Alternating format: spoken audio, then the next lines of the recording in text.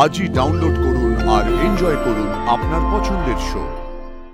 আমি চাই দেবী মায়ের সেবা করতে, আর ছোট সাহেব কথা দিয়েছিলেন উনি দেবী মায়ের সাথে আমার কাজের ব্যাপারে কথা বলবেন। আমার তো কোনো লোক চেনাই ছিল না দিদি। ওই ড্রাইভারের মেয়ে যাতে চাকরিটা না পায় তাই জন্যই চালটা চাললাম।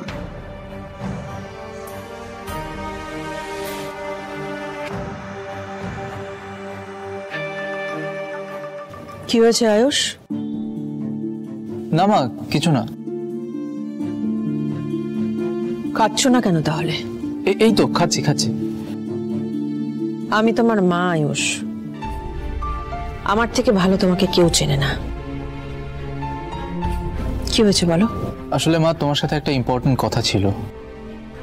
ওই তো ড্রাইভারের মেয়েটাকে নিয়ে তো।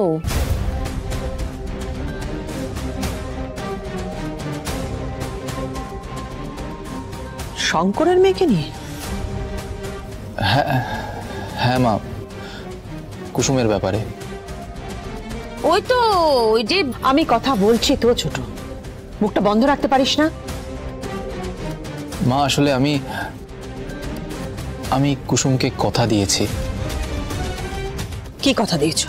যে আমি তোমার সাথে কথা বলে ওকে এখানে একটা কাজের ব্যবস্থা করে দেবো। আসলে ও তো খুব ভালো রান্না করে, যদি ওকে এখানে রাঁধুনি হিসেবে। আবেগের বশে কাউকে কথা দিতে নেই আয়ুষ। আর এই গাঙ্গুলি পরিবারে আমার ইচ্ছের বিরুদ্ধে একটা পাতাও নড়ে না। এই গাঙ্গুলি বাড়িতে যা সিদ্ধান্ত হয় আমাদের আলোচনার মাধ্যমে হয়। হ্যাঁ সরি মা। হ্যাঁ, কুসুম ভালো রান্না করতে পারে সেটা আমি জানি, সে যোগ্যতা ওর আছে, কিন্তু গাঙ্গুলি পরিবারের রান্নাঘরে রাঁধুনির কাজ পেতে গেলে শুধুমাত্র যোগ্যতা থাকলেই হয় না আয়ুষ, তার সঙ্গে বিশ্বাসটাও থাকতে হয়। যাক বাবা, আর চিন্তা নেই, ওই মেয়ে চাকরিটা পাবে না। তবে এটাও ঠিক, গাঙ্গুলি পরিবারে কেউ কথার খেলাপ করে না। কাজে এই বিষয়টা নিয়ে আমি ভাববো, ভেবে তোমাকে আমার সিদ্ধান্ত জানাবো। কারণ মন্তব্য কোনোদিন আমার উপর কোনো প্রভাব ফেলেনি, এখনো ফেলবে না। আমি এ বিষয়ে ভাবনা চিন্তা করব, করে তোমায় সিদ্ধান্ত জানাবো আমার। ছেলের কথা রাখার জন্য তুমি ওকে কাজে একবার রাখোই না দিদি, তারপর ওই মেয়েকে পদে পদে কি করে অপদস্থ করতে হয় সেটা আমি বুঝে নেব।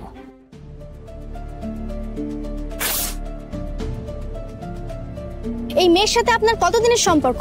এই সম্পর্ক সম্বন্ধে আপনার মা কি জানেন? উনি কি মেনে নিয়েছেন?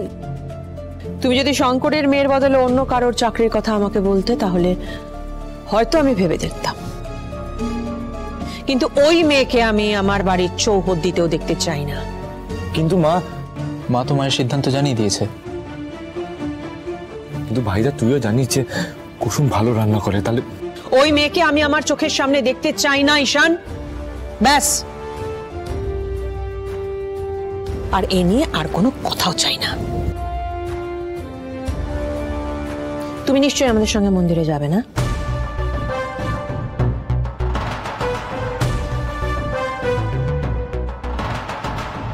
ঠিক সময় পৌঁছে যাও মন্দিরে, দেরি করো না।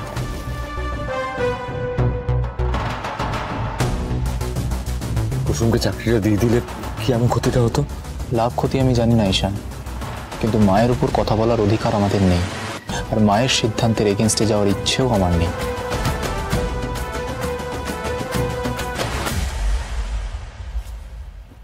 দিদি, এত সেজে গুজে কোথায় যাচ্ছিস? মন্দিরে। কেন? ঠাকুরকে বলতে, সাথে দেবী মাকে সেবা করার সুযোগটা আমিও পাই। আচ্ছা ঘন্টু, তুই এতক্ষণ ধরে কোথায় ছিলিস? আরে বাগানে গেছিলাম রে দিদি, যা গরম পড়েছে। ঘন্টু, তোর এই গরমে এই অবস্থা? আমাদের মালদায় তো এই সময় আম পাকা গরম পড়ে রে। আরে মালদায় তো যে কোনো গাছের তলায় ঘুমিয়ে পড়া যেত। দেবীমার বাগানেও অনেক গাছ আছে, কিন্তু সব জায়গায় যেতে যে আমাদের বারণ। ঘন্টু, তুই চান করিসনি বলে এরকম হচ্ছে। চান কর, তুই চান কর। আরে করবো রে বাবা, করবো। বেশ, আমি তাহলে ঠাকুরের কাছে যাই। আরে যা যা যা, দুষ্টুমি করবি না? আরে না না না,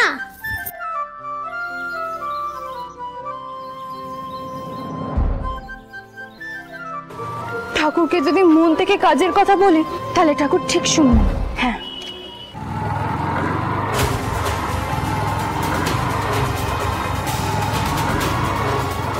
এই কে কে আপনি?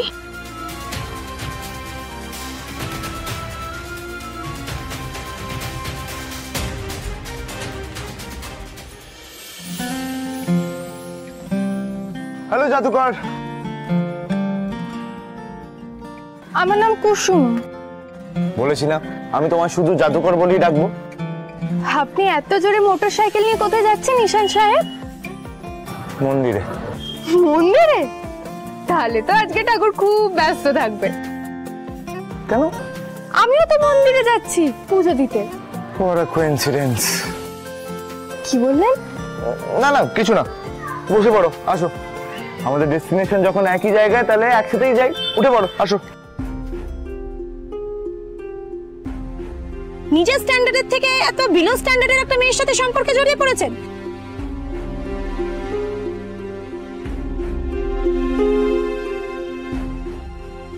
জাদুকর কি হলো, আসো।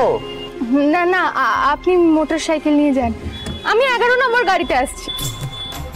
11 নম্বর গাড়ি মানে? বুঝেছেন? আমি 11 নম্বর গাড়ি করে আসছি। হ্যাঁ আচ্ছা, এখন আমি যাই। হ্যাঁ,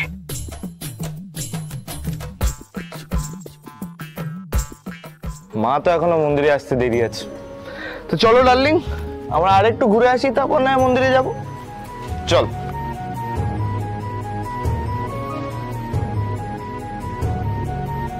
লেটস গো।